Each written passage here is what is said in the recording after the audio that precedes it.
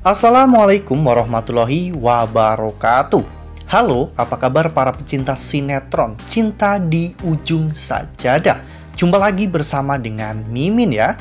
Seperti biasa, Mimin akan membagikan informasi-informasi terbaru mengenai dari alur cerita sinetron Cinta di Ujung Sajadah, yang tentunya semakin hari semakin seru, semakin greget, dan membuat kita semua penasaran.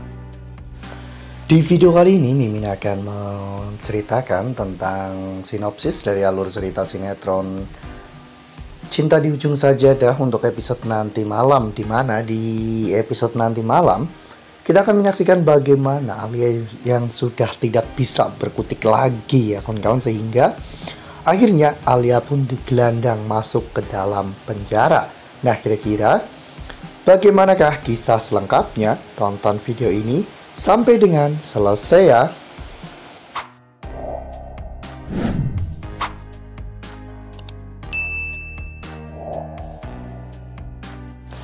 Ya, seperti yang telah kita ketahui bahwa di episode sebelumnya Alia telah menyuruh seseorang menyamar sebagai badut dan juga tukang es krim untuk menculik Ayu. Namun untung saja saat itu Ayu berhasil diselamatkan oleh Adi. Namun pada saat Adi meminta Ayu untuk berlari masuk ke dalam pesantren, Alia yang sudah kehabisan akal pun hampir saja menabrak Ayu ya kawan-kawan. Namun untung saja Adi berhasil menyelamatkan Ayu. Hal itu membuat Ayu benar-benar sangat ketakutan ya kawan-kawan. Adi dan juga Fauzan pun menginterogasi orang-orang tersebut, namun mereka tidak ada yang mau mengaku ya kawan-kawan. Bahkan Fauzan sampai memukul dan mengancam mereka, namun mereka tidak tahu siapa yang menyuruh mereka karena mereka hanya dibayar tanpa mengetahui siapa orang yang telah membayarnya. Oleh karena hal itu, Fauzan akhirnya menelpon polisi dan membawa mereka masuk ke dalam penjara ya kawan-kawan. Setelah badut dan juga tukang es krim itu dibawa ke kantor polisi, saat itu Adi menceritakan kepada Fauzan atau memberitahu kepada Fauzan bahwa mobil yang hampir saja menabrak Ayu itu berwarna merah. Oleh karena hal itu, Fauzan pun langsung pulang dan melihat mobil Alia. Fauzan pun langsung kepikiran jangan-jangan semua ini dilakukan oleh Alia. Oleh karena hal itu, Fauzan pun menelpon pihak bank ya kawan-kawan untuk mencatat semua aktivitas transfer dari rekening Alia ya kawan-kawan. Semua ini Fauzan lakukan tentunya karena Fauzan ingin mengetahui apa saja yang Alia lakukan di belakang Fauzan, karena Alia bisa saja membayar seseorang untuk mencelakai Ayu ataupun Rindu. Namun permasalahan ini belum juga selesai. Alia berulah lagi.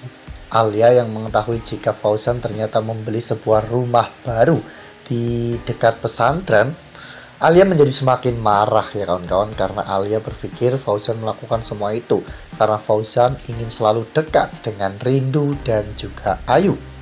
Oleh karena hal itu, Alia pun sampai bertindak nekat ya kawan-kawan, di mana saat itu Alia membakar rumah Fauzan ya kawan-kawan.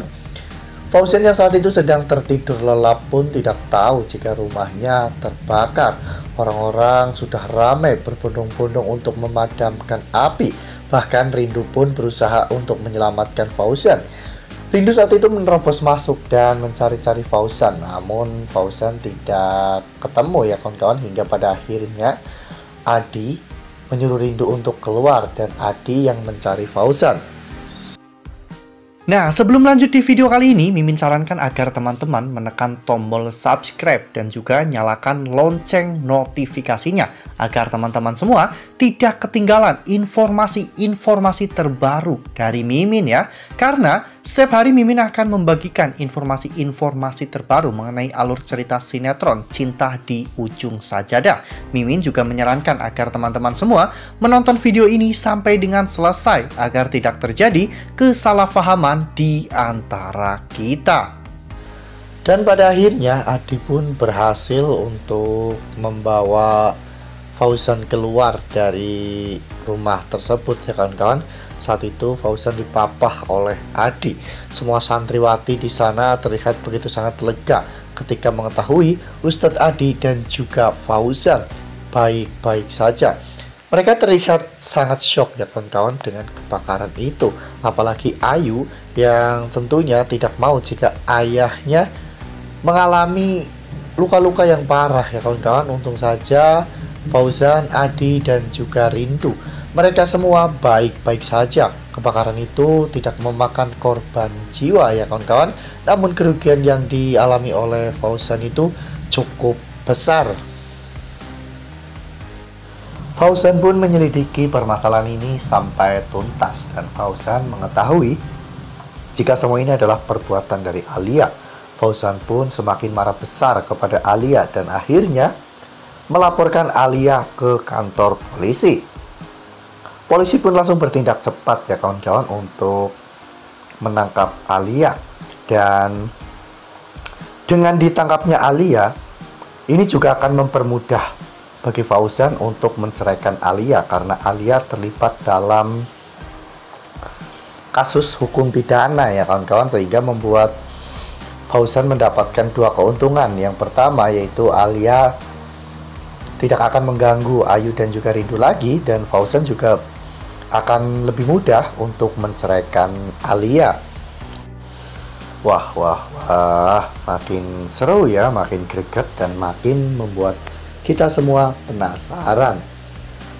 Kira-kira setelah nanti Alia di penjara, apakah Alia akan keluar dengan cepat? Karena Bu Rati tentunya tidak akan membiarkan Alia terlalu lama di penjara. Alia terlalu banyak tahu tentang rahasia Bu Rati sehingga Alia sangat mudah untuk mengendalikan Bu Rati. Nah, makin seru kan? Makanya nih jangan sampai ketinggalan untuk terus saksikan sinetron Cinta di Ujung Sajadah yang akan tayang setiap hari pukul 20.05 hanya di SCTV. Nah, Mimin rasa cukup sampai di sini. Mimin membagikan informasi-informasi seputar dari alur cerita sinetron Cinta di Ujung Sajadah.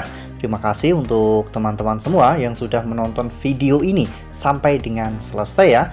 Ambil sisi positifnya dan tinggalkan sisi negatifnya, karena cerita ini hanyalah fiktif belaka. Wassalamualaikum warahmatullahi wabarakatuh.